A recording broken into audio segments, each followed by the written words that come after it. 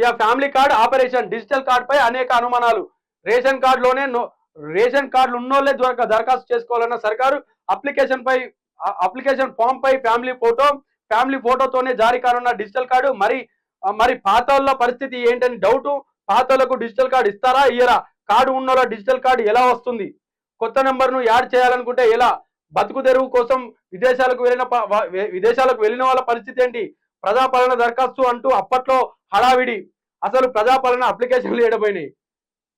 ప్రజాపాలన అప్లికేషన్లు ఏడబోయినాయి అంటే వైన్స్ దగ్గర మన స్టఫ్ ఉంటుంది కదా, స్టఫ్ దాన్ని ఏమంటారు, శనిగలు అవి ఉంటాయి కదా, ఆ శనిగల మీద ఉంటాయి. ఆ శనిగల కింద పేపర్ ఉంటాయి కదా, ఆడుంటాయి.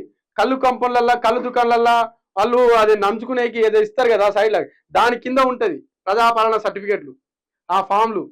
ఎంత అడావిడి! ఇట్లా రాష్ట్ర ప్రభుత్వం రాగానే మబ్బుల 4 గంటలకు మీ సేవల దగ్గర క్యూలు కట్టాలి, ఆడ నిలబడాలి.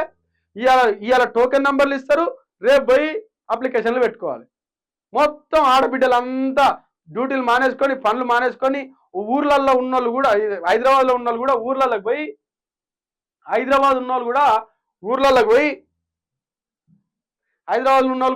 పోయి మీ సేవల దగ్గర క్యూ లైన్లు కట్టి మొత్తం అప్లికేషన్లు పెడితే ఆ అప్లికేషన్ ఫామ్లేమో మన ఎల్బినార్ అంట బాలనగర్ ఫ్లైఓవర్ మీద కింద పడిపోతాయి.